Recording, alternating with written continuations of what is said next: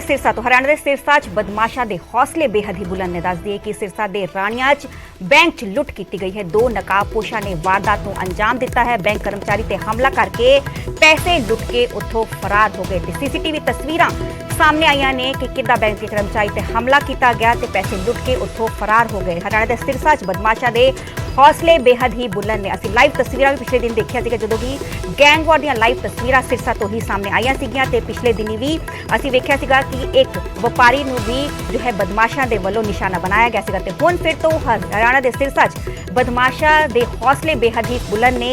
एक बैंक च लुट की गई है, बैंक नूं निशाना बनाया गया। सीसीटीवी तस्वीरां सामने आईयां ने कि दो नकाबपोशा ने वारदात को अंजाम दिता है। बैंक कर्मचारियों ते हमला करते हुए भी दोनों नकाबपोश लुटेरे नजर आ रहे हैं। होर जानकारी मेरे मेरे सहयोगी नकुल जसूजा मौजूद ने। नकुल, सिरसा में एक के बाद एक ऐसी घटनाएं सामने आ रही हैं और एक बार फिर से ऐसी घटना सामने आई है, बैंक को लूटा गया है और क्या देखिए बिल्कुल मैं एक बार क्लियर कर दूं, ये बैंक मित्र है। जो बैंक मित्र जो एक काउंटर होते हैं बैंकों के साथ कनेक्टेड होते हैं, उस पर लूटपाट की घटना हुई है।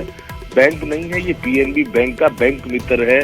जिस तरह से सीएससी सेंटर होते हैं उस तरह से ये है। वहां पर लूटपाट हुई है।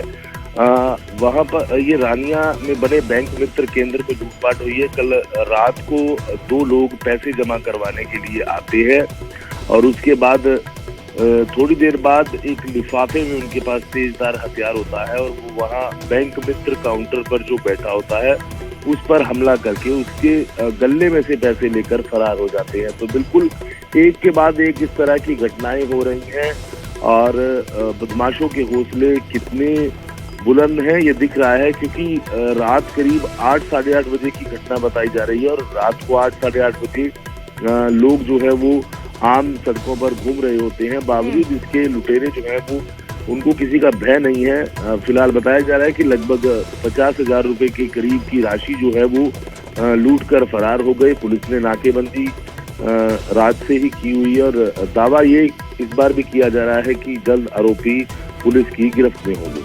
जी बहुत बहुत शुक्रिया नकुल, हमें तमाम जानकारी देने लिए। दस जिस तरह मेरे सहयोगी दस रहे थे कि बैंक नहीं है, बैंक केंद्र है जिथे कि लुट की घटना को अंजाम दिता गया। दो नकाबपोश लुटेरे अंदर आंदे ने, जो कर्मचारी है उस पर हमला करते हैं तो 50,000 की नकदी उतों लैके फरार हो जाते हैं।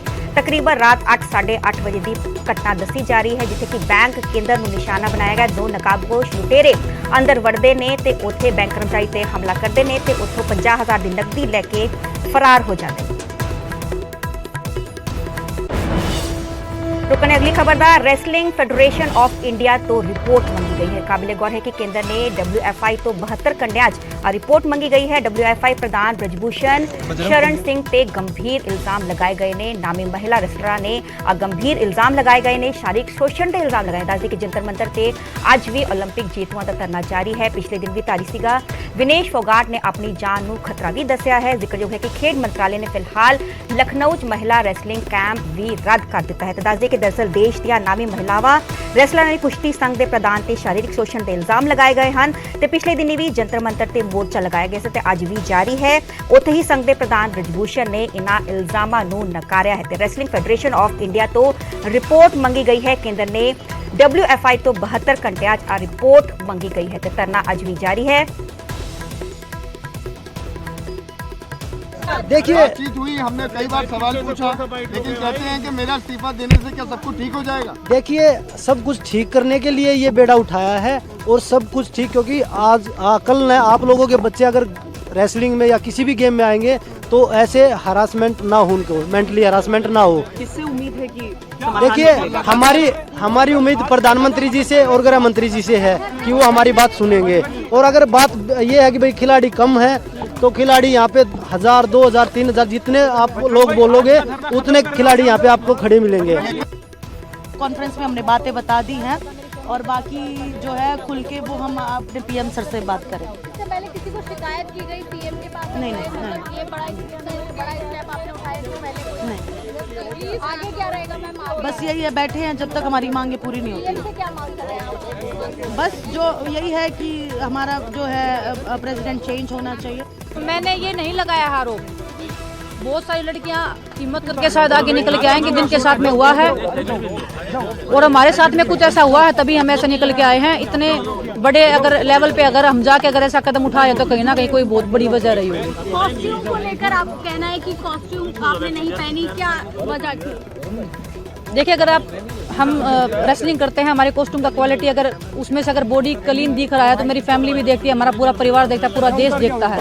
अगर वो अच्छी क्वालिटी नहीं देंगे तो वो कॉस्ट्यूम पहन के अगर मेरे मन में 1% भी डाउट आएगा ओलंपिक्स वाले स्टेज पे, तो मैं वो कॉस्ट्यूम कैसे पहन सकती हूँ? इतना अनकंफर्टेबल फील करके अगर मैं रेसलिंग मैच पे जाऊंगी तो मैं कॉस्ट्यूम के साथ लड़ाई लड़ूंगी या अपने अपोनेंट के साथ में लड़ूंगी। सेक्सुअल हरासमेंट हुआ या नहीं हुआ? हाँ, कतई नहीं हुआ, कतई नहीं हुआ। एक भी सामना कर दे तो मैं फांसी पर लटक जाऊंगा। दूसरा सवाल ये है कि यदि नहीं हुआ है तो अब आप क्या करेंगे? आपका क्या कहना है उन लोगों को? उन लोगों आप उनको बुलाएंगे मिलने के लिए? आप उन लोगों को मिलने के लिए बुलाएंगे या आप कोर्ट में जाएंगे? आप देखिए ऐसा है, पहले एक सुनिए, वो खिलाड़ी है हमसे अच्छा, वो खिलाड़ी है हमसे अच्छा, हम उनसे मिलने के लिए ही आए थे।